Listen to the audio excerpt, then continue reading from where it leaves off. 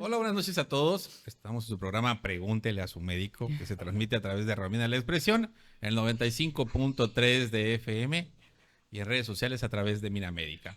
El día de hoy tenemos un programa bastante especial.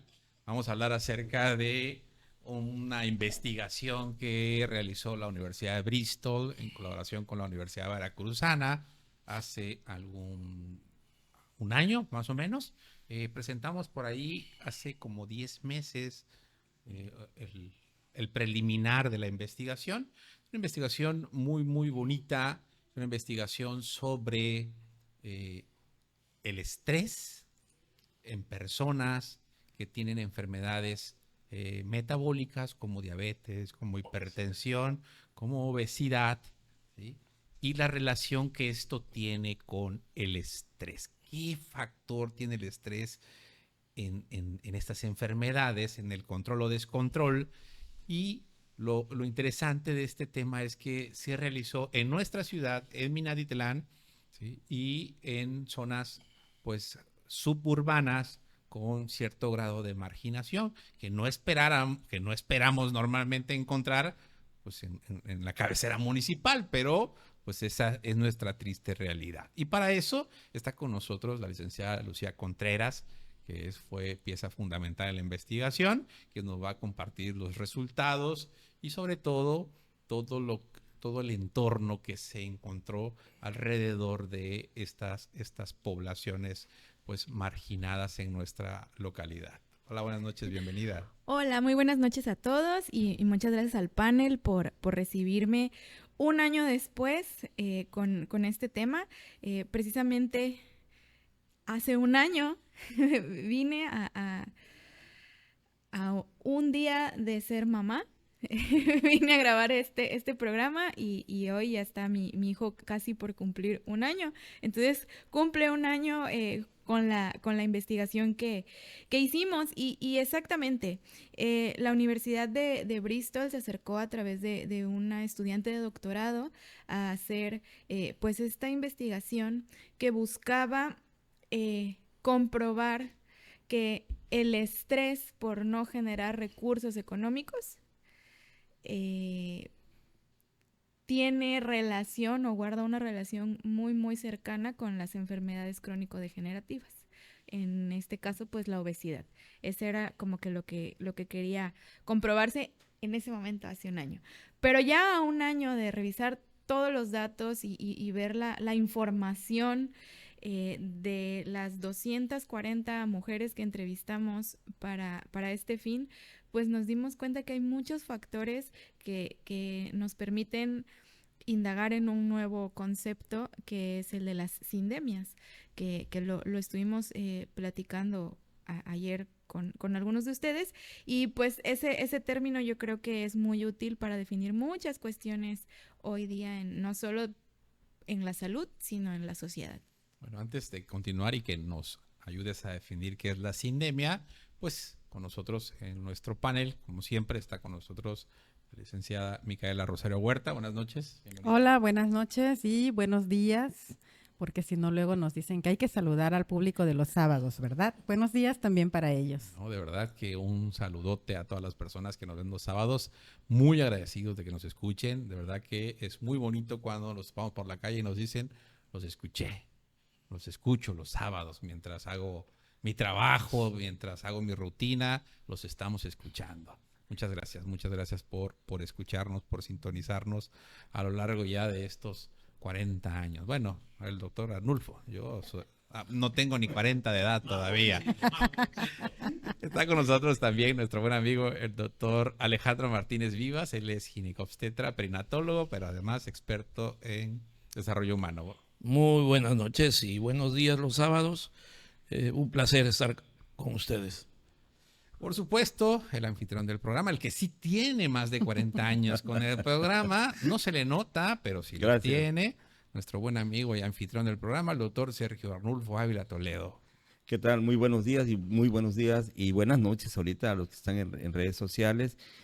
los invitamos a que los sábados nos sigan, como lo dice el doctor Fernando Castañón, a través de los micrófonos del núcleo Radio Mina en el 95.3 de FM, ya que esta empresa radiofónica que fundara el licenciado Oscar Bravo Santo es pionera precisamente de difundir la salud, y que actualmente me siento muy orgulloso de contar con un grupo de colaboradores expertos en la materia, y sobre todo en este tema tan importante, en esta investigación que se realizó por parte de la Universidad de Bristol, y aquí estamos comprometidos todos en la salud, y sobre todo, doctor Castañón, en estos momentos en que el gobierno implementó la ley de la buena nutrición, y por eso tenemos una experta, una maestra, una docente de primaria y psicóloga, que pues yo pienso que dará su granito de arena en esta información tan importante como es la obesidad, y en este caso el estrés, que perjuega.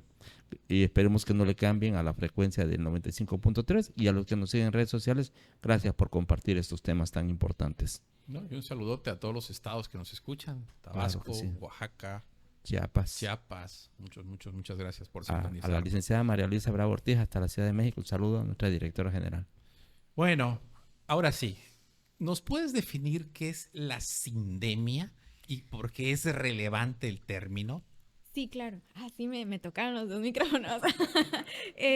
Sí, bueno, sindemia es un término que acuña el principio de sinergia y la parte de la enfermedad, ¿no? O sea, entonces una sindemia es este conjunto de factores o diferentes enfermedades que pensamos que funcionan de forma individual, pero en realidad guardan muchísima relación las unas con las otras. Y no quiere decir, por ejemplo, que si tienes obesidad, forzosamente vas a ser diabético o vas a ser hipertenso, pero ambas situaciones pues guardan una relación importante con el tema de la obesidad o incluso con otro tipo de enfermedades. Hoy día pues sabemos que las estadísticas en cuanto a diabetes e hipertensión pues son muy altas en nuestro país, como lo es también la obesidad, visto desde una mirada clínica.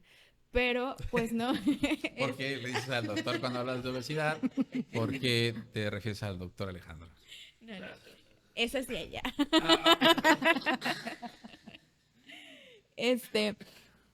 Entonces, bueno, ver las cuestiones de salud pública desde el término sindemia, pues a nosotros, desde la mirada antropológica en la que se hizo ese estudio, nos resultó muy útil, porque entonces no simplemente eres una persona que tiene diabetes porque seguramente no cuidas tu alimentación, sino que tomamos en cuenta muchísimos factores, principalmente los sociales, para determinar qué es lo que está sucediendo en ti, estudiando el entorno. Antes de pasar a las preguntas de mis compañeros generales, me gustaría que nos compartiera cuáles fueron los resultados de esa investigación. ¿Qué encontraron a grosso modo en esta investigación? ¿Qué tanta relación tiene el estrés? ¿Cuáles fueron sus resultados? Bueno, tiene toda relación. O sea, tenemos un porcentaje muy, muy alto de mujeres que, bueno, debemos partir de la idea que este estudio se realiza para determinar si la autopercepción de precariedad económica te provoca estrés y ese estrés te provoca o guarda relación con tu obesidad. Ese es como el principio rector de esta investigación. Entonces, cuando vamos al estudio y le hacemos una serie de preguntas y una serie de estudios a todas las participantes de este estudio, nos damos cuenta que efectivamente hay muchísimas mujeres con obesidad, muchísimas mujeres que perciben en ellas mismas estrés y no guarda tanta relación con que coman comida chatarra o beban mucho refresco o no cuiden esa parte de la alimentación, con lo que nosotros tenemos estereotipado en nuestras cabezas que seguramente es el motivo de que una persona sea diabética o sea obesa. O sea, estamos hablando que en el estudio que ustedes realizaron, el consumo de comida chatarra en esta población, ¿sí?, que económicamente es precaria su situación, no son obesos por comer gaseosas, bebidas gaseosas, alimentos ultraprocesados, empaquetados, de botanas y todo esto. O sea, no es por Exacto. eso, no es por comer comida chatarra. No guarda relación. O sea, no es, el resultado de nuestro estudio nos demuestra, con 240 mujeres entre los 30 y los 50 años, no guarda relación. Muchas de estas mujeres comen una sola vez al día, no complementan o no completan lo que nosotros conocemos como el plato del buen comer ni siquiera una vez al mes, o no consumen frutas o verduras por lo costosas que son, pero tampoco quiere decir que coman ultraprocesados o que beban refresco.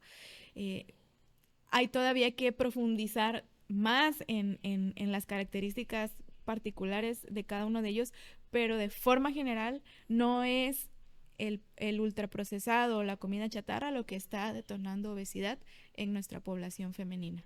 Digo, es un dato bastante relevante e importante, porque normalmente a la persona que tiene obesidad, a todos aquellos que tenemos obesidad, que tenemos diabetes, que tenemos hipertensión, se asocia a malos hábitos por gusto, ¿no? O sea, sí, porque pues te tomas tu refrescote 3 litros todos los días, no tienes dinero, pero para el refresco sí, ¿no? O te comes los panecitos y la botana, ¿no? Entonces los resultados no indican eso, y es una población bastante grande, 240. 243, ¿no? Nosotras entrevistamos más de 300 mujeres.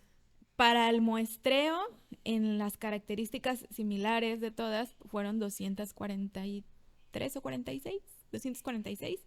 Y sí, o sea, obviamente sí hay la que tiene un gusto por un refresco o la que pues, tiene que cenar galletas de figuritas, pero no es el grueso de la población que nosotros medimos. Y es importante señalar dos cosas. Son mujeres que viven en zonas urbano marginadas, que después de hacer un censo socionutricio sí podemos comprobar que económicamente viven con ingresos por debajo del promedio, pero no solo es la parte de medirlo nosotros con instrumentos profesionales, es el tema de la autopercepción de inseguridad económica, que eso es un factor muy determinante para nosotras al hacer este estudio, porque no es solo tengo poco dinero, no sé si voy a tener seguridad económica, no sé cuándo voy a volver a tener dinero. A lo mejor hoy vendí piñatas, hoy vendí 10 piñatas, pero no estoy segura si mañana lograré vender otras 10 piñatas o si en un mes venderé alguna siquiera. Entonces, este término de seguridad percibido es un factor determinante, porque esto es lo que constantemente tiene estresadas a la población que nosotras medimos. Para poner un poquito en contexto, me gustaría, nos pregunta Ricardo Villicaña 2 cosas. Para poner un poquito en contexto, me gustaría que lo comentaras. ¿Qué tipo de preguntas se les hizo a estas mujeres en la investigación? Y segundo, ¿qué colonias o qué localidades fueron las que se visitaron y cómo fue que se incluyeron dentro de este estudio estas mujeres? ¿Qué criterios tenían que cumplir? Claro. Bueno, para empezar, hicimos un programa de feria social que tenía un corte total y completamente de medida antropológica. Lo dividimos en 3 segmentos. El primero fue un segmento de grupos focales en donde reunimos un colectivo de mujeres de entre 8 y 10 mujeres de la colonia que íbamos a visitar para primero conocer el contexto de la colonia. Después hicimos estas ferias sociales en donde reunimos mujeres a las que les hicimos censos socionutricios. Todas ellas forman parte de un proyecto de banco de alimentos en donde tengo el honor de participar. Entonces ellas mensualmente tienen que hacer un censo socionutricio para formar parte del banco de alimentos.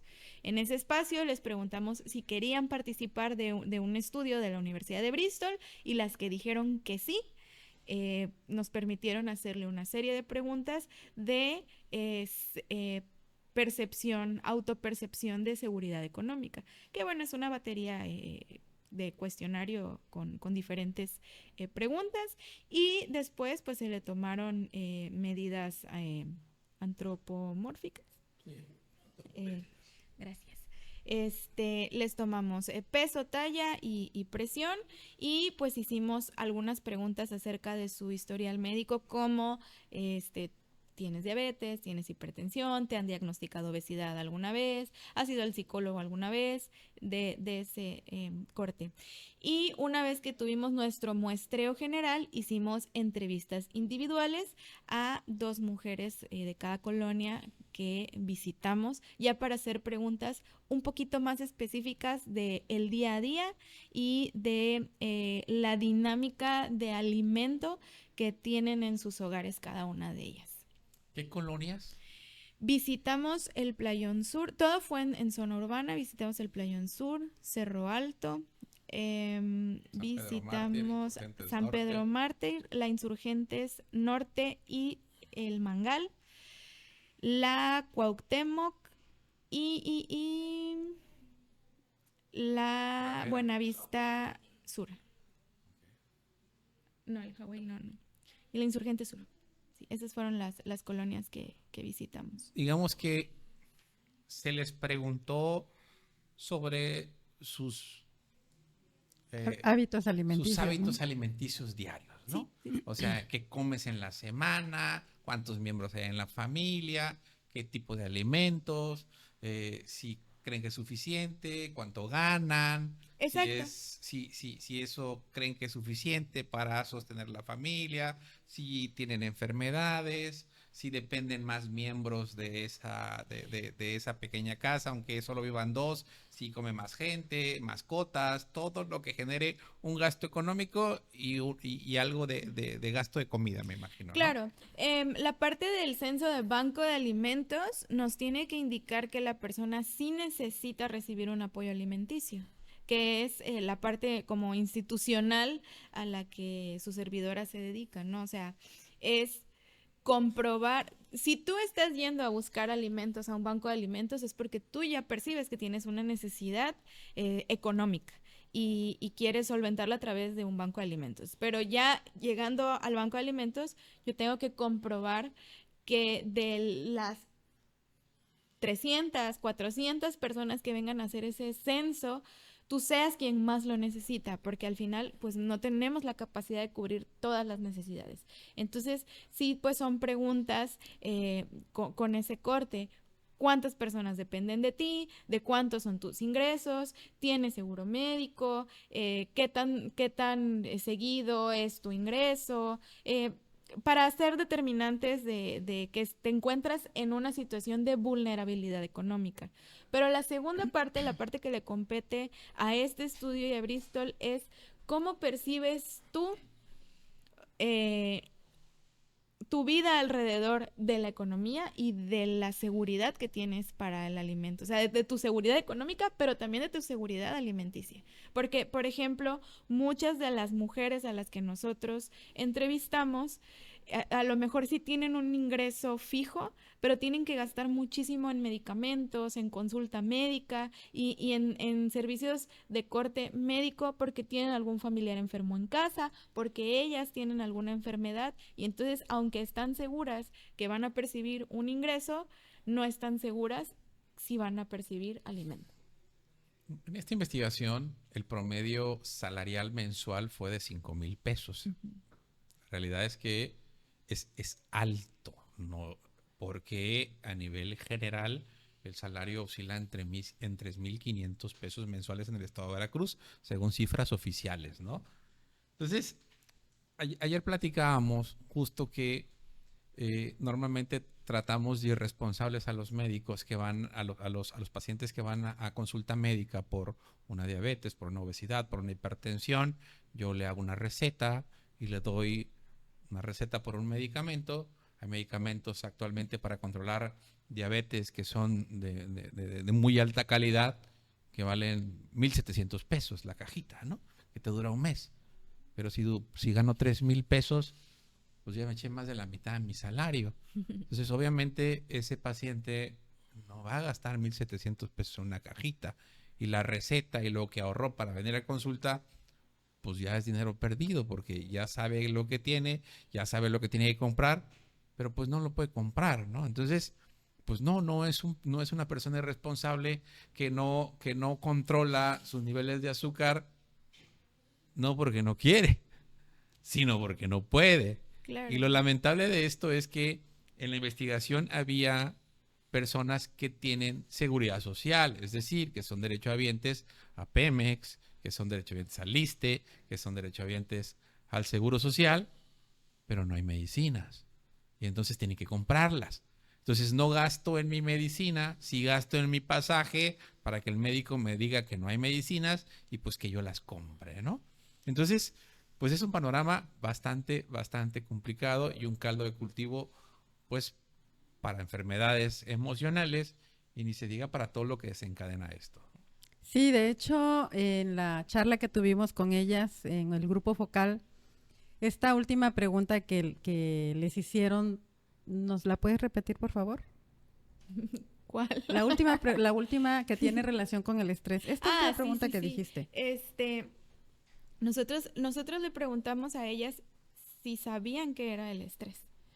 Y pues derivó en muchas cosas de nuevo, autopercepción, ¿no? ¿Qué pienso yo que es el estrés? Y pues nos comentaban las mujeres del grupo focal que es eso que no te deja dormir, que es eso que está en tu cabeza todo el tiempo repitiéndote lo mismo y lo mismo y lo mismo, es una preocupación que no te deja vivir. Y cuando les preguntamos pues qué parte, bueno, eso no lo hicimos en el grupo, pero lo hicimos en las entrevistas, ¿qué te estresa? Pues a todas las estresa la parte económica. Y algo muy importante que quisiera regresar antes de continuar con el tema del estrés es el tema de la parte salarial promedio.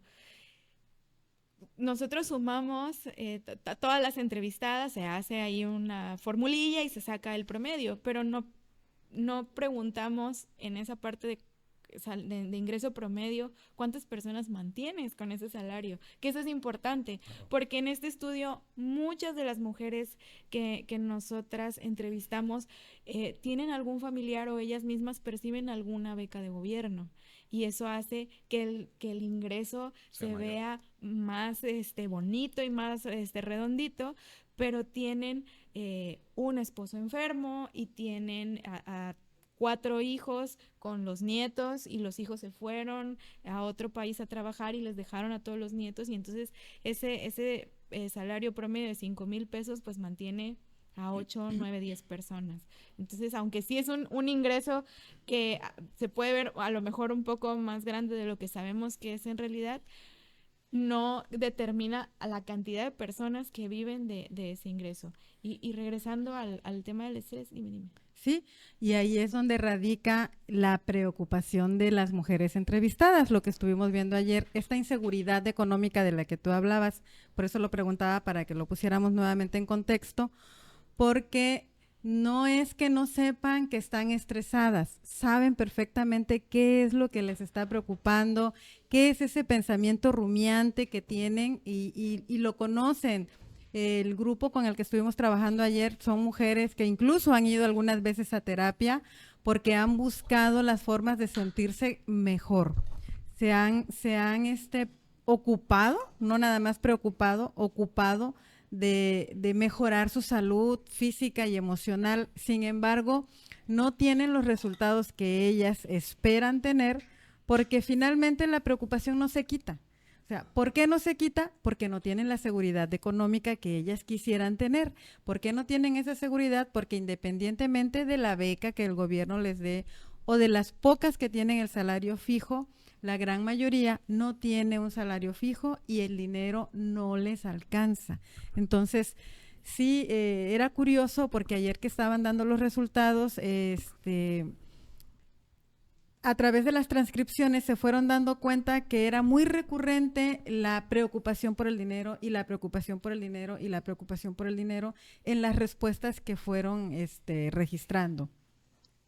Entonces, cuando platicamos con ellas, sale otra vez la misma preocupación, y aunque algunas hacen ejercicio, algunas buscan la forma de cuidar lo que comen, algunas son disciplinadas con sus medicaciones.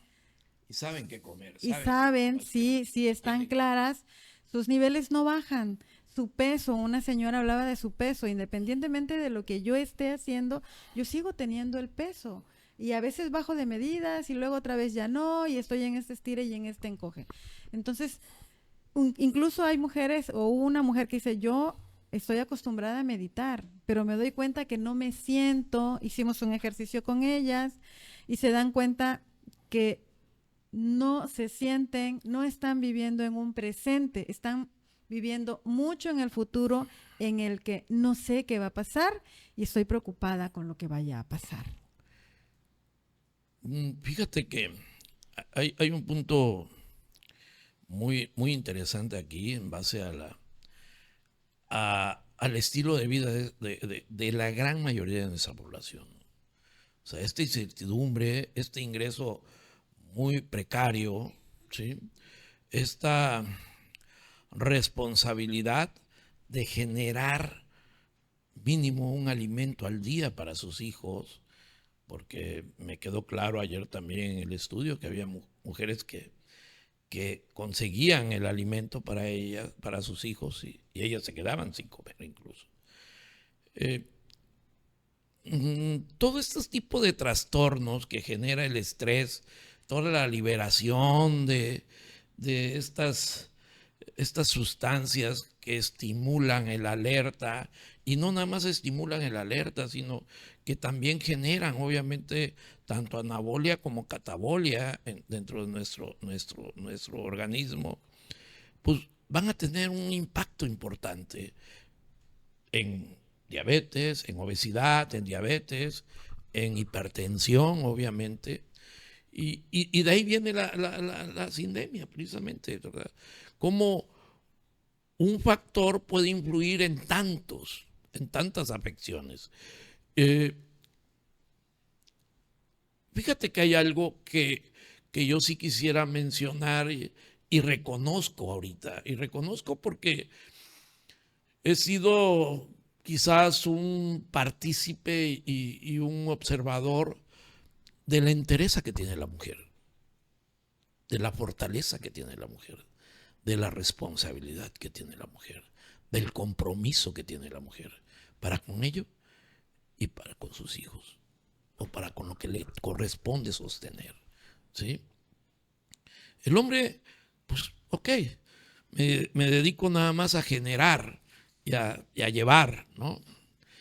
Pero la mujer, no, la mujer, si no generaste, si no trajiste, obviamente yo tengo que ver de dónde, pero yo tengo que darle de comer a estos niños que me están pide de comer. Es aquí donde tenemos de enfocarnos, ¿no? Sí es cierto, hay obesidad. Ahora que hemos caminado mucho, y no me van a dejar mentir ustedes, ¿verdad? Pero cuántos hipertensos asintomáticos vemos, ¿no? Cuántos diabéticos asintomáticos vemos, ¿no? Y digo asintomáticos porque te llegan por otras cosas y detectas presiones de 200, 120, glucosa de 500, de 400, y las señoras o los señores no tienen el tiempo para quejarse o para decir, me siento mal, ¿no? ¿Por qué? Porque tienen un compromiso y una responsabilidad que cumplir con la familia. Y esto es lo triste, ¿no? de nuestra comunidad. Esto es lo triste. El darnos cuenta, la gran mayoría de las veces, que estamos fallando.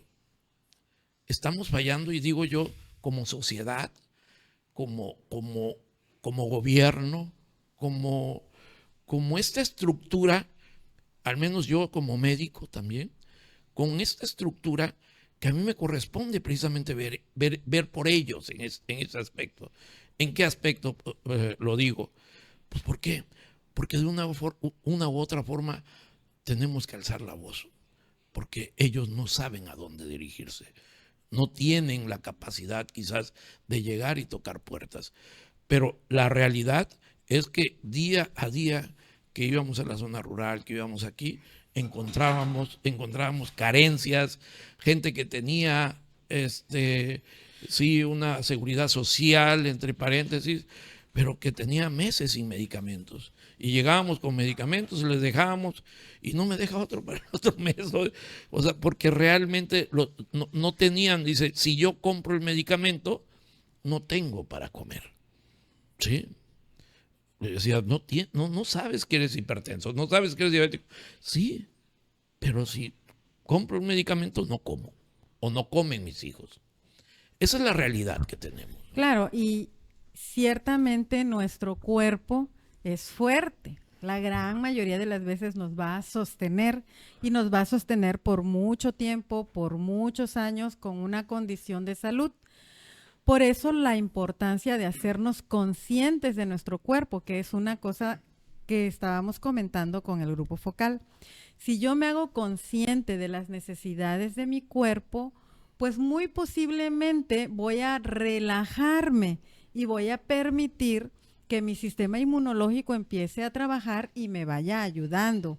Porque si no me relajo, como bien lo dice usted, estas hormonas que nos tienen en alerta, nos mantienen tensos, nos mantienen todo el tiempo ocupados, no descansamos, no bajamos estos niveles, pues nuestro cuerpo tampoco puede funcionar. O sea, no puede hacer dos cosas al mismo tiempo. No se puede defender y autosanar al mismo tiempo. Y entonces estas mujeres todo el tiempo están en esta alerta de qué necesito hacer, cómo voy a hacer, a dónde voy a ir, dónde voy a buscar, quién me va a apoyar, quién me va a ayudar. Y entonces se olvidan de sí mismas, se olvidan de su cuerpo, se olvidan de estar atentas, se olvidan de cuidarse, porque bueno, de una u otra forma también está este rol social en que la mujer es la cuidadora. Y es la cuidadora de los demás, y es la cuidadora de los hijos. Entonces se dedica a estar hacia afuera.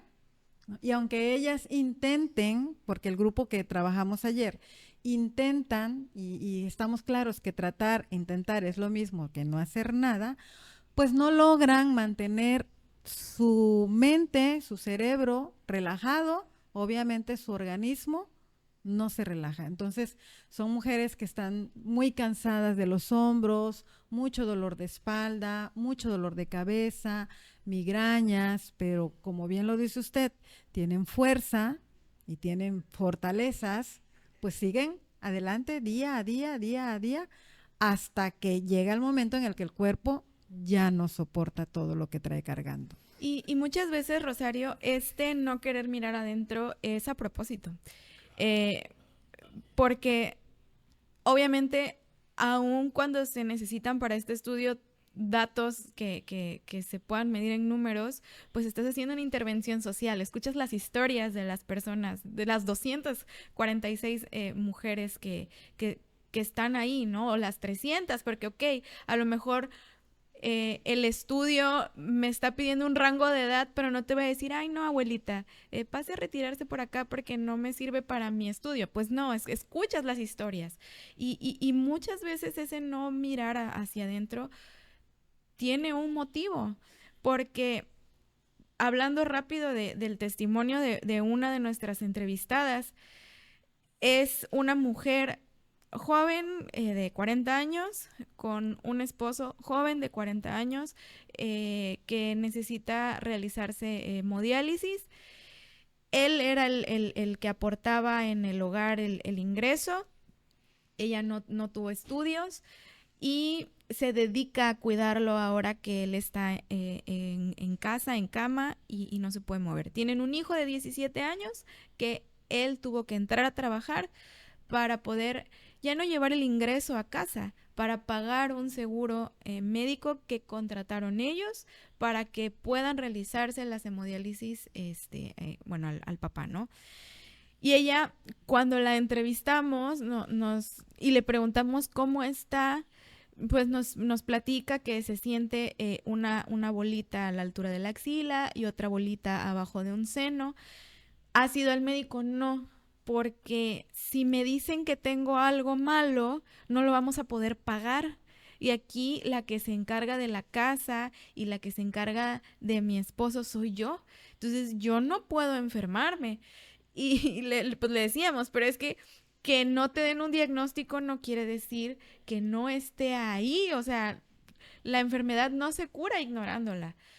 Y nos decía ella, sí, pero yo no puedo estar en cama. O sea, no me puedo dar ese lujo, porque ese así lo privilegio comentan. Sí. en este momento que mi marido está tan delicado.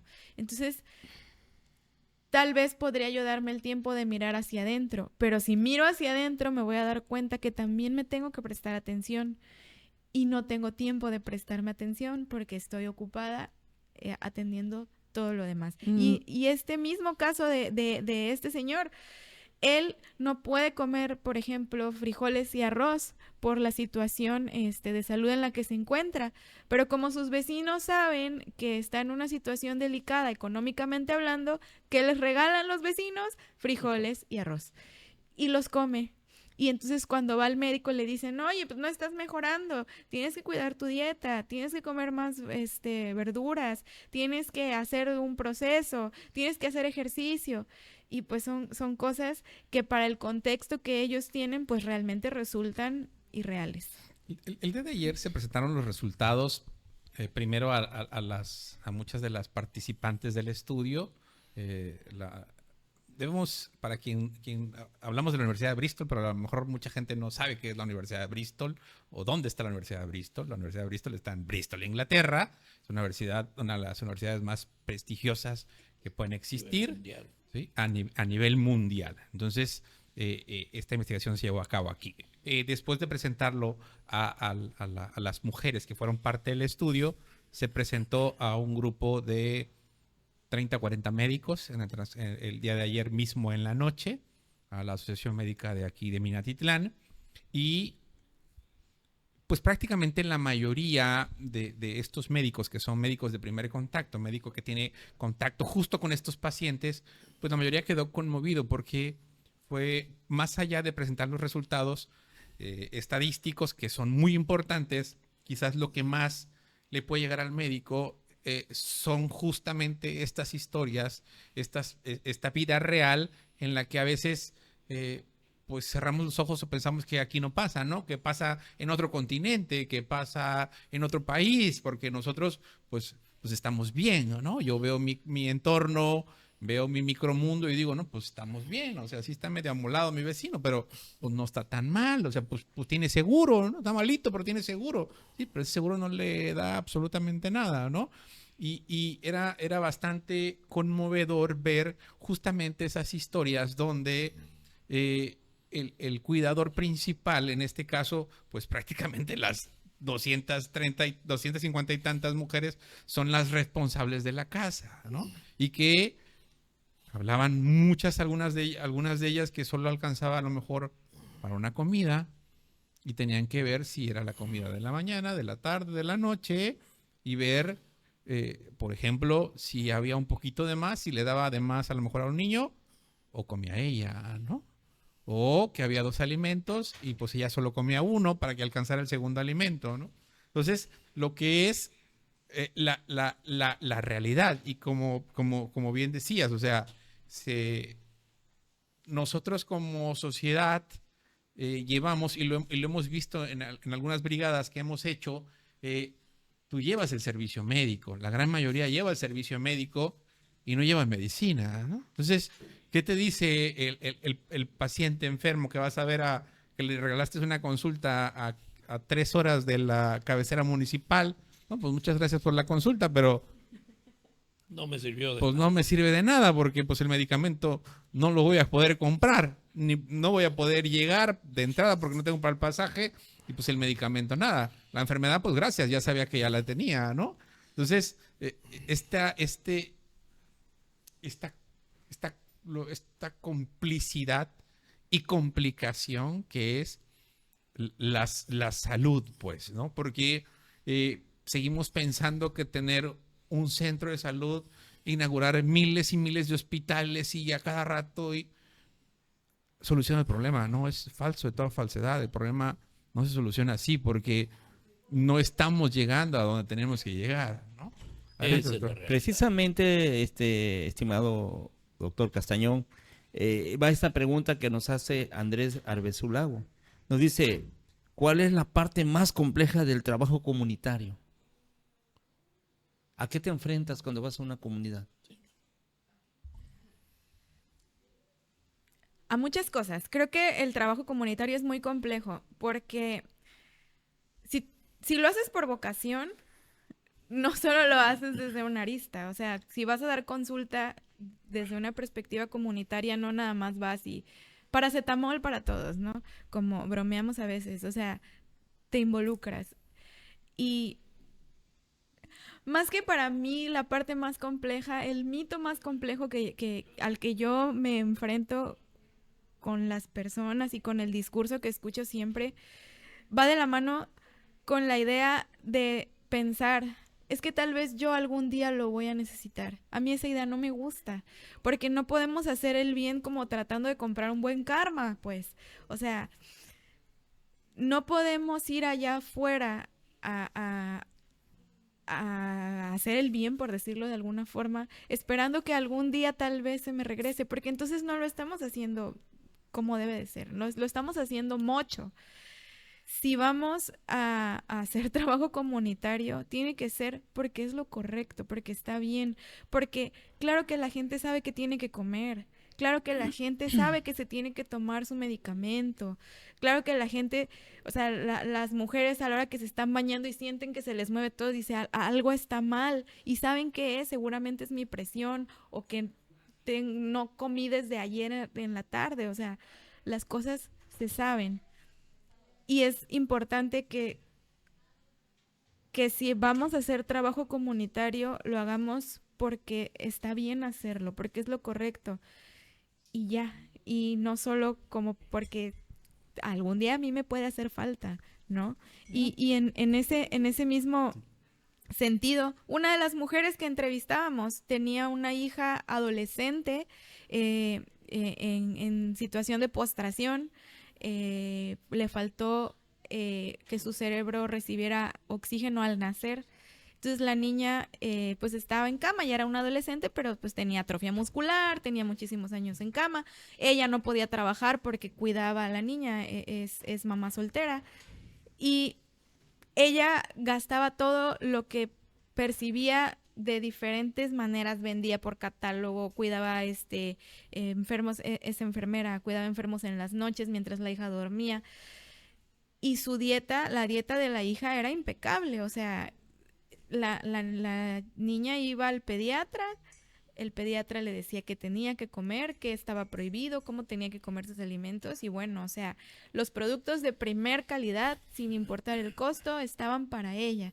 Pero ya cuando pasábamos a preguntarle a la mamá, bueno, ¿y tú qué comes? ¿O cómo es tu alimentación? Pues en la mañana me tomo un café y si hay para galletas, pues galletas. Y a veces la señora de la tienda me fía galletas, entonces desayuno galletas. Y a la hora de la comida, pues veo si a mi mamá le sobró algo y entonces no hay un plan concreto con la alimentación de mamá.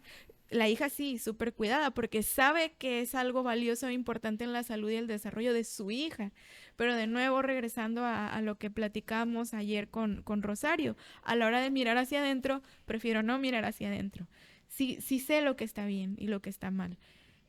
El problema es todo lo complejo que es llevarlo a cabo conmigo misma. Sí. Creo que la pregunta es muy, muy buena y creo que lo más complejo de hacer un trabajo comunitario es la frustración que te quedas, ¿sí? Y sobre todo ver una realidad que poco puedes cambiar, ¿sí?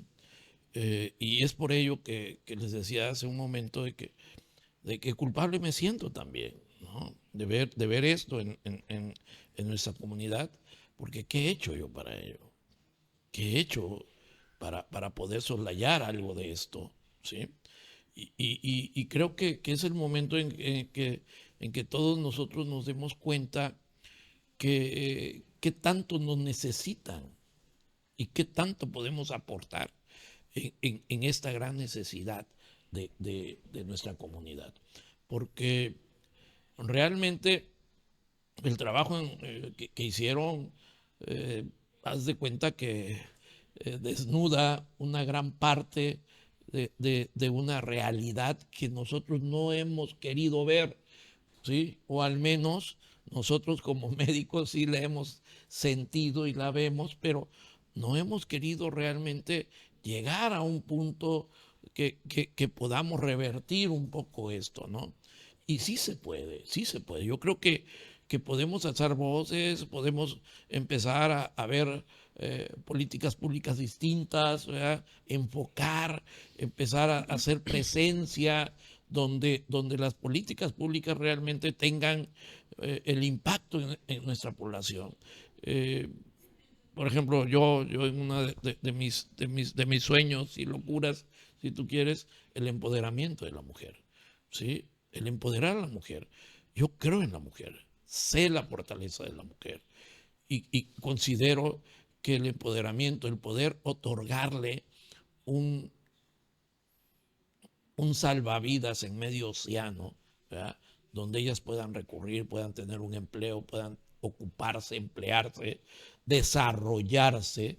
Y no estoy hablando de la mujer profesionista, estoy hablando de la mujer que no tuvo la capacidad o la fortuna de poder acabar una carrera, ¿sí? Soy la mujer que sabe de manualidades, que tiene interés, que quiere salir adelante, que lavando platos, que guisando, que barriendo, tiene la posibilidad de sacar adelante a sus hijos. De esa mujer me refiero, ¿verdad? Imagínense si pudiéramos trabajar empoderando esto, haciendo proyectos productivos dentro de sus comunidades, ¿no? En los cuales nada más se empleen ellas, en el cual si es un restaurante, hagamos un restaurante, si es,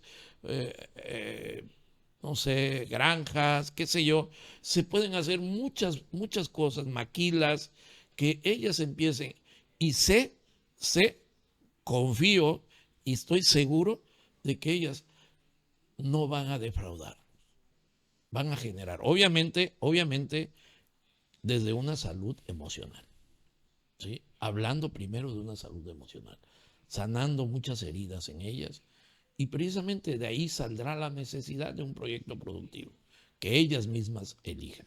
Pero bueno, es un trabajo hermoso que debería de estar, deberíamos empezar a hacerlo, ¿sí? Al menos ya nuestro grupo empezó ya a caminar un poquito en esto, con el afán de precisamente de empezar a sanar emociones y de ahí empezar a ver en qué podemos, por medio de la fundación, empezar a trabajar en ese aspecto con nuestras mujeres. Bueno, desde la perspectiva en la que yo me desenvuelvo, creo que lo complejo de un trabajo comunitario para mí gira en dos enfoques, ¿sí? Primero, enfrentarme a mi ego. Es súper importante enfrentarme a mi ego porque yo debo de tener la claridad que no voy a ayudar a nadie. Cuando llego a una comunidad, a un grupo de personas que necesitan algo, como en este caso las mujeres con las que se estuvo trabajando, necesitan trabajar mucho con la culpa incluso de estar enfermas, de no poder sostenerse, de no poder incluso a veces tener un grupo de apoyo en torno a sus contextos. El saber que por mucho que yo tenga una preparación profesional, académica, tenga una seguridad económica, lo que yo pueda tener para ofrecer, no les va a cambiar la vida. O sea, es enfrentarme a ese ego conmigo. Y el otro punto también es que cuando llegamos muchas veces a una comunidad necesitada, la gente cree que tú le vas a dar todo lo que ellos necesitan y les vas a solucionar, y no es real. Entonces, para mí eso es muy complejo, ¿no? Porque hemos caminado en el servicio en diferentes proyectos y hemos regresado a colonias que tal vez fuimos hace 10 años y seguimos viendo que la población infantil a la que vimos hace 10 años y ahora es adolescente, la población adolescente ahora es adulta, sigue teniendo los mismos estigmas. Sus parámetros de pensamiento siguen siendo los mismos, se van transmitiendo de generación en generación de que yo necesito y el gobierno me tiene que ayudar y me tiene que dar porque yo no tengo las mismas posibilidades que otros. Y entonces vienen las brigadas, vienen los hermanitos de la iglesia, viene medio mundo y me tienen que dar porque yo necesito. Para mí eso es muy complejo, porque trabajar con la salud mental, emocional de los seres humanos, pues no radica en qué tan fregón seas como psicólogo, radica en qué tanta disposición y tanta disponibilidad tiene la persona que se acerca a ti para hacer un cambio. Entonces, es muy complejo que puedas incidir en creencias, en costumbres, en introyectos, en estigmas culturales que mucha de la población que no es privilegiada económicamente hablando, incluso mucha población privilegiada, no tiene esta apertura para resignificar, para cambiar, para mejorar. Y hay algo que yo siempre digo, ¿no? Nadie está tan bien que no pueda estar mejor. Pero si tú no te enfocas, nadie está tan mal que no pueda estar peor, ¿no? Entonces, son los dos polos. Entonces, para mí sí es muy complejo. Primero, luchar con los egos personales de los que hacen trabajo comunitario. Y luego luchar con estos estigmas personales de las personas que necesitan que se haga el trabajo comunitario. Sí, justamente creo que eso es lo más complejo, ¿no? Que no todos, a pesar de estar en el mismo trabajo comunitario, tengamos la misma visión. Y eso es complicado. Y es complicado porque no solo en el trabajo comunitario altruista, sino en el trabajo comunitario oficial, por ejemplo, ¿no? O sea, si nosotros vamos a los perfilogramas, por ejemplo, nos toca a nosotros, o nos tocaba a nosotros como médicos egresados de una facultad, hacer un servicio social. Ibas a una comunidad durante un año. Había programas bien preestablecidos de las actividades que tú tenías que hacer con la comunidad, ¿no? Es decir, trabajo comunitario, un trabajo. Tienes un programa para trabajar con adolescentes y sexualidad, tienes un programa para trabajar con obesos, diabéticos, hipertensos, tienes un programa para trabajar con personas de la tercera edad, tienes un programa para trabajar con niños, ¿sí? Y todo está bien escrito y bien estipulado, con diagramas de flujo muy bonitos y figuras. ¿Cuántos hacemos lo que tenemos que hacer? Un muy pequeño porcentaje. Yo tuve la oportunidad de escoger en el servicio social una comunidad de las que nadie quería. La escogí por situaciones ajenas. Decidí ir a esa comunidad donde nadie quería ir. ¿Y qué te decían de la comunidad?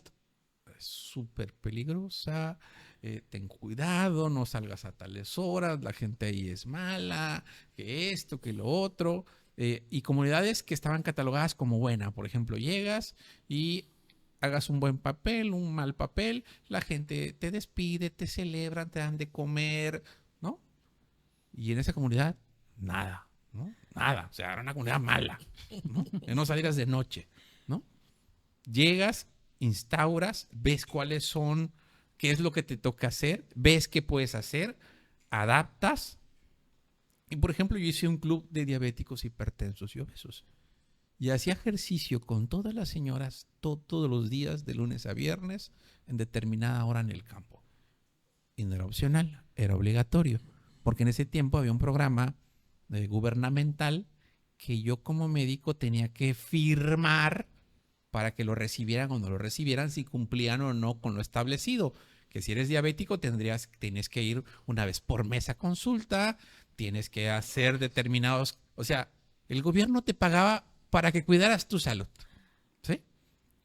Pero la gente no lo hacía. Y había vicios, ¿no?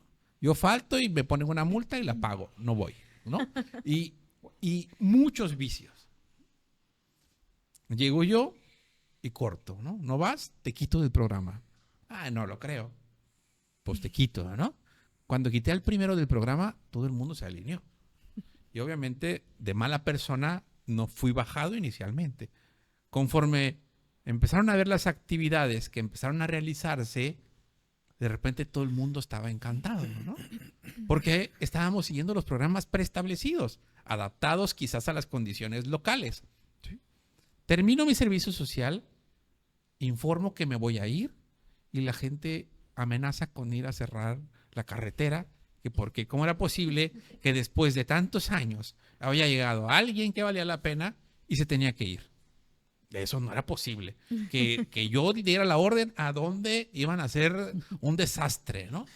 No, espérense, es que es parte de mi formación. Yo tengo que ir, ¿no? ¿Y qué va a pasar con nosotros? Pues alguien más va a venir y debe seguir con esto, pues, ¿no?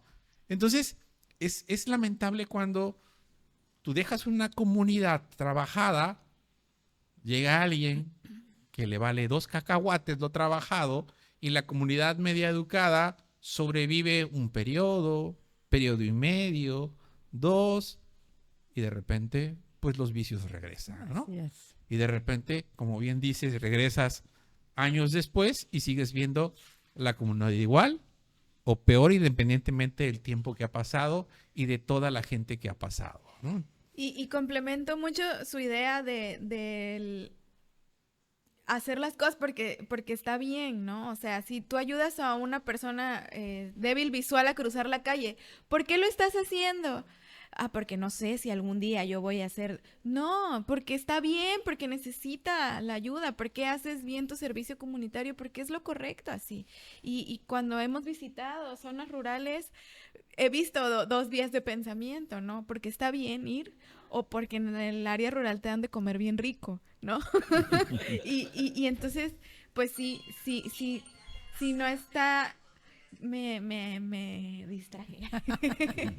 Si no están bien alineados los equipos cuando se hacen servicios comunitarios, pues es muy complicado que sean fructíferos al 100%, ¿no? Y hablando un poco de ver eso que está bien y que no está bien y cómo sí es muy útil ayudar, pues los bancos de alimentos son grandes herramientas para zonas urbano marginadas con el tema de apagar esa voz en la cabeza que te dice, no estoy segura si voy a comer. Porque un banco de alimentos soluciona 2 problemas mundiales importantísimos. El primero, que la comida no se desperdicie, y el segundo, que se redistribuya de una manera sana la comida. Entonces, un banco de alimentos es ese intermediario, ese abogado entre las tiendas de cadena que van a mermar alimento. El banco de alimentos dice, ven, dámelo, yo lo voy a redistribuir. Y entonces se encarga de hacer precisamente estos censos socionutricios para ver quiénes necesitan alimento, porque están cubriendo otras cuestiones como primordiales y están dejando el alimento como algo de segundo término. Y algo muy importante, Rosario, que mencionaban ayer y también salió reflejado en los testimonios que compartimos con los médicos, es el tema de los préstamos, por ejemplo. Si damos una vuelta por nuestra localidad en las zonas comerciales, vamos a encontrar, me atrevo a decir, que una casa de préstamos cada 2 cuadras o cada cuadra. Si vamos al centro de la ciudad, vamos a encontrar lugares en donde te prestan dinero en cada cuadra o en una medida importante de la zona comercial. Y las mujeres que entrevistábamos o que fueron partícipes de esta investigación, pues nos compartían el gran estrés que les preocupa tener préstamos con estos espacios, porque se enfermó un familiar y tuve que pedir un préstamo. Y prefieren no comer, pero no deberle a un establecimiento. ¿Por qué? Porque seguramente más adelante voy a necesitar otro préstamo y no puedo quedar mal en este establecimiento. Pero entonces, pues podemos ver, y a lo mejor ya meternos en otra cosa, más una embarrada y cambiamos de tema, cómo se lucra con la necesidad de solucionar los problemas de la gente, ¿no? Sí, y lo que yo decía es que, por ejemplo, es algo que la gran mayoría de la población no imagina, pues que tengamos estas zonas en colonias antiguas, algunas no tan apartadas, algunas no tan alejadas, Eso es lo te iba a que decir, son decías muy hace rato, urbanas. área rural, no, hombre, aquí nada más O vemos. sea, vemos que esto está aquí, pues, que está súper latente y no tengo que ir tan lejos, o sea, y puede haber una concentración muy grande de personas con las mismas necesidades, ¿sí? Entonces, por ejemplo, Minatitlán es la cabecera municipal, es una ciudad realmente no muy grande, la extensión que tenemos, la ciudad. Tenemos una facultad de medicina, ¿sí? Tenemos una facultad de trabajo social, tenemos una facultad de odontología, tenemos una facultad de enfermería, ¿sí? Y le podemos ir sumando ingenierías, ¿no? Tenemos un tecnológico, tenemos la fortuna de tener un tecnológico, tenemos la fortuna de tener una universidad, tenemos la fortuna de tener normales, o sea, tenemos mucho material de donde poder obtener mano de obra para mejorar las condiciones municipales. O sea, el problema ha sido o es que la gente no hace el trabajo que debe de hacer. Es decir, de verdad, no tenemos que hacer más de lo que nos toca. Hacer lo que nos toca hacer. Y obviamente hay alguien que es responsable, que es que gobierna, que regula, que administra, que podría hacer enlaces muy sencillos y muy fáciles para poder llevar a esos rincones que se necesitan, que no son muy lejanos, los verdaderos programas que se necesitan. Por ejemplo, ¿no? O sea, investigaciones como esta pueden generar recursos para aterrizar programas que generen y que ayuden a sanear la salud emocional, obviamente tomando en cuenta la seguridad en alimentación, la economía, a generar programas, como bien dice el doctor, productivos, como hay en muchas comunidades y en muchos países del mundo, pues, ¿no? Para eso sirve eso. O sea, falta que esa autoridad que regula capte eso para poder solicitar los apoyos necesarios. Claro, y ser reales y ser concretos, porque tengo más de 10 años trabajando servicio comunitario desde la alimentación. Empecé este proyecto en la iglesia y conocí lo que era un comedor comunitario para personas en situaciones urbano marginadas. Ahí voy con el tema de la calle. Eso es muy importante, porque mucha gente, cuando yo inicié, tenía como 20 años, yo creo, esta parte, nos decían, es que les tienes que enseñar a pescar, no darles el pescado. Y conforme hemos ido avanzando, pues la última faceta de trabajar esto, y lo hemos ido puliendo, solamente asistimos con alimentación a personas, adultos mayores en situación de calle o en situación de abandono o postración. No le puedes enseñar a una persona que tiene 100 años y tiene 20 años en cama a pescar. Claro. O sea, esa parte... Incongruente. Sí. Y entonces, eso es una limitante mental tuya para vertirte en hacer servicio comunitario. Definitivamente hay muchas razones por las cuales una persona puede pasar hambre. Hay que buscar la forma inteligente de cubrir en la medida de lo posible todas, ojalá y se pudieran todas, ¿no?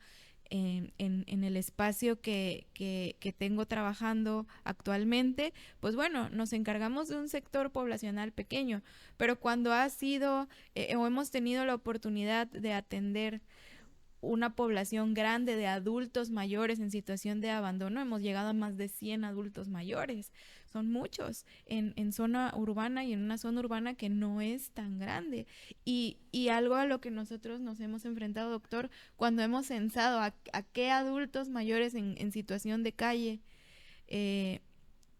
darles el apoyo, nos hemos dado cuenta que yo no sabía que aquí abajo de esta banqueta vivía alguien, por ejemplo. Yo creí que esta persona aquí nada más venía y pedía dinero. Y no, aquí vive, no tiene casa. ¿Y tienes hijos? Sí, tengo como 15 hijos, ¿no? ¿Y cuántos hijos de esos? No, ninguno. Yo aquí tengo 15 años, 10 años pidiendo dinero y ya te cuentan tu historia de vida y pues hay muchos motivos que llevan a esas situaciones, ¿no? Pero pues una persona amputada o una persona invidente, no le puedes enseñar a pescar. Es necesario que saquemos ese cobijo del corazón y si nace de nosotros cubrir esa necesidad. Pero hay otro sector poblacional que necesita capacitación para el trabajo, porque sí pueden desempeñar algo, están en la flor de su juventud, pero a lo mejor en el momento de recibir educación no podían, no estaba disponible en la economía del hogar en ese momento, o tuvieron que ser cuidadores o cuidadoras y pues no pudieron formarse o capacitarse para hacer algo productivo, ¿no? Podemos seguir hablando horas, desafortunadamente el tiempo nos limita. Hay una pregunta, quizás no tiene que ver con el tema, pero bueno, dice Liz López Carrasco. Saludo, Liz, buenas noches. ¿Algunos medicamentos para el cáncer pueden causar aumento de peso? Sí, los esteroides sobre todo, incrementan mucho el peso, son muy utilizados en los tratamientos oncológicos y esa es una de las reacciones secundarias. Un incremento bastante importante de peso porque modifican algunas hormonas y esto genera muchos cambios importantes. Para concluir, ¿qué relación tuvo el estrés con estas enfermedades? ¿Hubo relación importante marcada? ¿Hubo algún número específico de decir tantas pacientes se encontró que sí, el estrés es un factor unidireccional o bidireccional de estos trastornos metabólicos? Sí, todas las mujeres que entrevistamos comparten características clínicas, o sea, tienen diabetes, hipertensión u obesidad, y el 56%, que es pues por encima de la media, no tiene que ver con su alimentación. Y todas las mujeres entrevistadas se autoperciben estresadas. Ok. La percepción de estrés es del 100%. Sí. De esas, 56%, la obesidad, el descontrol diabético, no tiene que ver con lo que comen. Así es, sí. Así es. Entonces, se asocia directamente a alguna causa extra que puede ser en este caso el estrés, ¿no? Yo me percibo como estrés, pero demostrable como tal, digamos que en el 56% queda en el aire que la gran posibilidad es el estrés. Exacto. ¿Y el estrés quién lo denota? La economía. Sí, o sea, eso sí, es más del 60% de ellas remarcó que lo que más le estresa es su economía. El siguiente punto más mencionado fue la alimentación de los miembros de su familia. Entonces, pues, o sea, el que no tengas comida para tu familia, pues regresa al término económico. Un círculo vicioso. Sí. Para terminar, antes de que nos des tu mensaje final, ¿cuál crees que sería la intervención más importante para estas mujeres encuestadas para poder romper ese círculo vicioso? Ay, qué complejo. Yo creo que trabajar un poco más la autopercepción y la conciencia, porque estamos educadas en una estructura antropológica que nos determina que debemos ser fuertes y nos vanagloria lo capaces que somos de resistirlo todo. Entonces, cuando yo me encargo de todos los enfermos de mi casa y también me encargo de que llegue el alimento a la mesa y también me encargo de que se solucionen los problemas económicos y también me encargo de que la vecinita, que era lo que nos mencionaba una señora, no le pegue el novio y también me encargo de que el perrito de la calle coma, pues no estoy haciendo un proceso de autopercepción. Y es importante que el personal de salud pública vaya más allá de la parte clínica. O sea, no solo... Yo los invito amablemente, ahí iba con mi furia, ¿no?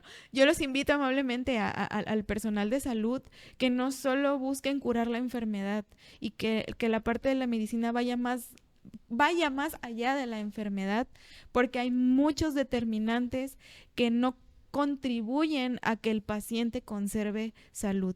Como lo decíamos, el paciente no va a ir a su medicamento si para ir al medicamento tiene que gastar 60 pesos en transporte, y eso significa comprar 2 kilos de tortilla que a lo mejor me van a llenar las pancitas que están en mi casa 2 días. Muy bien. Agradezco a Nadia Poblete y algo en relación a este tema. Nos dice lo siguiente: es muy difícil saber que hay muchas carencias y no se pueden resolver fácilmente. Nosotros lo vivimos, lo experimentamos en estas jornadas. Abríamos los ojos a ver cada caso, usted como ginecostetra, un servidor como médico de primer nivel de atención, el pediatra. Y sí, también las cosas han cambiado. Yo recuerdo en mi época de estudiante de medicina comunitaria, los parámetros eran que más alertaban parasitosis y desnutrición. Un salud ambiental pésima, carencias. Ahorita el giro de la moneda ya no está en la desnutrición, sino todo lo contrario a lo que he visto en estos cambios. Obesidad y lo que dice la licenciada Lucy, el estrés. El vivir constantemente con la zozobra de qué llevar a la mesa para la familia. Han cambiado los enfoques. Sí, es muy difícil, la verdad, tratar ese tipo de carencias. Hay veces existe la empatía de que algunos lo que vivimos estas carencias y verlo reflejado en esa gente, la verdad, es muy poco lo que hacemos para lo mucho que falta por hacer. Sí, claro. De hecho, este programa, Pregúntele a su médico, está en trámite de convertirse en una asociación civil, porque, como lo hemos platicado ya en otros programas, hemos estado saliendo a la comunidad. Estamos convencidos que la educación para la salud es muy importante y por eso transmitimos estos programas cada semana. Abandonamos nuestras familias, nuestros trabajos para acordar temas, traer invitados y para tratar de educar a la población en diversos temas y desde esta trinchera pues modificar. Pero estamos convencidos de que es insuficiente y entonces estamos en trámites legales para transformarnos en una asociación civil y seguir con jornadas médicas en las comunidades que más lo requieren y pues brindando servicios médicos de la mejor calidad y con pues los complementos emocionales y pues banco de alimentos y muchos proyectos. Entonces ya en su momento que estemos muy establecidos, les vamos a pedir que sean cómplices de nosotros, que nos ayuden a que esto crezca muchísimo más. Sobre todo aquellos compañeros médicos que nos ven, que se sumen a este llamado. Adelante, doctor. Sí, mire, hay algo muy importante que nos manda el maestro Fernando Castañón Jiménez, padre de nuestro productor. Dice: lo más difícil es conseguir recursos económicos para poder hacer frente a tantas necesidades de la gente, en este caso más vulnerables. Por otro, todos debemos darle, que no es la solución. Se necesita educar y enseñar a pescar. Y así nosotros estamos picando piedra a través de la educación. Esperemos que los recursos se vayan dando poco a poco. Pero vamos empezando, que es el primer paso para la salud, que es la promoción y la educación específica. La promoción para la salud y la educación específica. Lucy, ¿algo para despedirnos? Sí, pues este estudio se hizo con muchísimo cariño, mucho respeto, sobre todo porque tengo la fiel convicción de que cuando ya pones el tema sobre la mesa, o sea, cuando le pones palabras a las cosas, existen. Y una vez que existe, siempre va a haber un grupo de personas que tengan ganas de hacer algo al respecto. Entonces, esto se hizo con mucho cariño, con mucho esfuerzo, con un presupuesto pequeño, pero con una inmensa suma de personas que nos ayudaron a recolectar datos, que nos ayudaron a poner carpitas, que nos prestaron sillas, que nos prestaron el patio de su casa para que pudiéramos hacer esto, porque esas personas que nos prestaron sus sillas y los patios de su casa también tenían la creencia de que esto iba a ayudar en algo. Y definitivamente por ejemplo, tener hoy el privilegio de estar aquí hablando de esto para que más personas sepan que esta situación existe, pues ayuda a que las personas correctas tomen cartas en el asunto. Entonces, esto que concluye como investigación, pues es el parteaguas de algo que queremos que se divide en muchísimas aristas, ¿no? Desde hacer más promoción a la salud, desde empezar a trabajar la salud mental de las mujeres en Minatitlán, desde llevar salud a las personas y alimentos a las personas, pero bueno, lo principal era ponerle un nombre para que existiera ante los ojos de las personas y bueno, ahora la invitación es que a quien guste sumarse a que resolvamos esta situación, pues adelante, son todos bienvenidos. Hay un comentario de Lilia Bencomo, dice, entré 23 minutos tarde, pero en lo que escuché no encontré el tema al que invitaron de obesidad y enfermedades crónicas. Justo porque entró 23 minutos tarde, desconoce de qué se trató la charla. Justamente se trata de una charla, de una investigación realizada por la Universidad de Bristol, en esta ciudad, donde se buscaba justamente la relación del estrés con obesidad e hipertensión. De entrada, la investigación de la Universidad de Bristol es por una antropóloga, no es por una médica, por una doctora. Es decir, el enfoque es netamente social, que nos muestra una realidad médica, ¿sí? Entonces, la charla justamente trataba de presentar los resultados de esta investigación, que es netamente social antropológica, y obviamente dentro de las partes importantes de esta charla fue que se hicieron preguntas concretas, pero se escucharon historias que generan un panorama global de lo que es nuestra sociedad actual, y con dichos resultados ahora vamos a tratar de hacer una intervención. Pero justamente de eso se trataba la charla, de lo que hablamos. No fue tan clínico como muchas veces practicamos con especialistas, médicos especialistas. Esto es en el entorno social y lo que se ve en una obesidad por el estrés que se vive constantemente en esa gente marginada. Adelante, Alejandro, ¿algo para despedirnos? Bueno, pues recuerden que siempre hay un buen inicio. Creo que vamos en el camino. Estamos... sé perfectamente bien lo difícil que es, pero tenemos que iniciar. Y sé que vamos a lograr cosas muy, muy, muy, muy positivas para esta gran comunidad que tanto lo necesita y tanto nos ha dado también, ¿sí? Así que es ganar, ganar, es apostar a algo positivo. Y bueno, pues gracias por estar en esta locura juntos y poder caminar compartiendo una visión pues mágica, pero dentro de esta magia hay una realidad que es trabajo y dedicación y esfuerzo y voluntades que van hacia un mismo camino. Gracias. Muchas gracias, Alejandro. Rosario.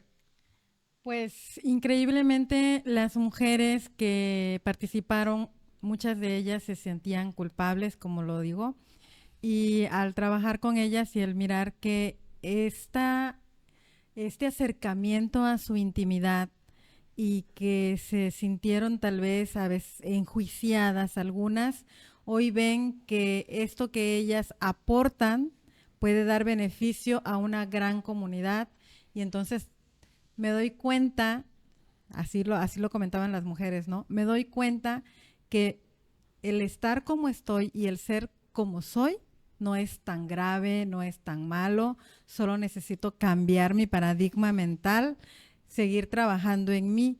Entonces, a mí me deja esta firme idea y reconfirmación de si nosotros trabajamos con nosotros mismos, con nuestros miedos, con nuestras culpas, con nuestras historias personales, con nuestros eventos, empezamos a tener ese amor propio, podemos nosotros encontrar mucha salud, podemos nosotros encontrar mucho bienestar y podemos nosotros contribuir con la sociedad a la que pertenecemos.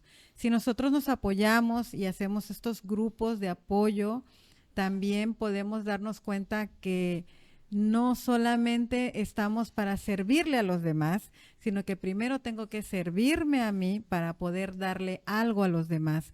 Entonces es súper importante que, así como sueña el doctor Alejandro de empoderar a la mujer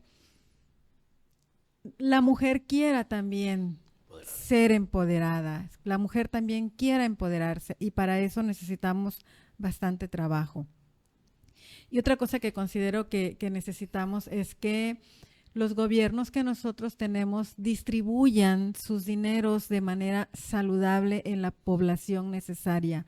Nosotros, pobladores de un lugar, ya no estamos tan ojos cerrados y no nos creemos el punto en el que se gaste tantos millones de pesos en determinadas obras, cuando estamos viendo que hay gente muy necesitada que a lo mejor con el 1% de lo que gastaste en esa obra puedas contribuir a que tu pueblo sea un pueblo más sano, desde lo físico hasta lo emocional y mental, ¿sí? No es nada más mirar para mí, mirar qué puedo sacar al estar en un puesto, sino el cómo puedo contribuir con mi sociedad. Y por eso estoy muy de acuerdo con lo que dice el doctor Fernando.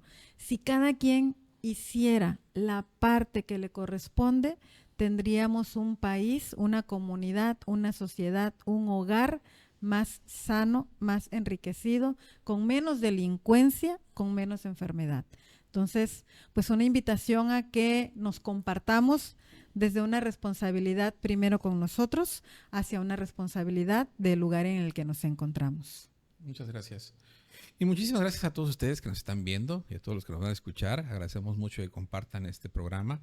Ahora sí, este programa no es para que prevengamos enfermedades o detectemos enfermedades, sino para tocarnos un poquito el corazón y ver que al lado de nuestra casa, en la colonia de al lado, en la de atrás, hay alguien que tiene muchas más necesidades de las que yo tengo. Y que cada vez que yo tire de mi refrigerador una fruta podrida, una verdura podrida, porque no sé administrar mi refrigerador o mi despensa, piense que pudo haber sido comida para alguien que sí la necesitaba. Y no como nosotros, que la echamos a la basura por un mal cálculo. O porque pues creemos que tenemos esa solvencia económica. Entonces, toquemos ese corazón, seamos empáticos, compañeros médicos que nos ven, que nos escuchan. No todo es blanco y negro, hay muchos matices de colores en enfermedades metabólicas. Cuidemos los bolsillos de nuestros pacientes, valoremos a los pacientes, hagamos preguntas extras, dediquemos un poquito de ese tiempo a ver cuál es el entorno y por qué no está controlado este paciente, y dejemos de juzgar, dejemos de comportarnos omnipotentes, de que tenemos la razón porque yo te di una medicación que tenía que haberte controlado y no te controló porque no hiciste caso a esta omnipotencia, ¿no? Entonces, los invito a que seamos más empáticos y más humildes todos. Pues muchísimas gracias. Adelante, doctor. A nombre de la licenciada María Luisa Bravo Ortiz, directora general del Núcleo Radio Mina, del doctor Fernando Castañón Leo, productor de Minamérica, le damos las gracias por el favor de su atención y los invitamos a que compartan estos temas de interés social y de la salud tan importantes para la gente que en verdad lo necesita. Gracias, si Dios nos lo permite, nos vemos aquí la próxima semana en otro tema más de Pregúntele a su médico y Minamérica. Hasta la próxima. Sean felices.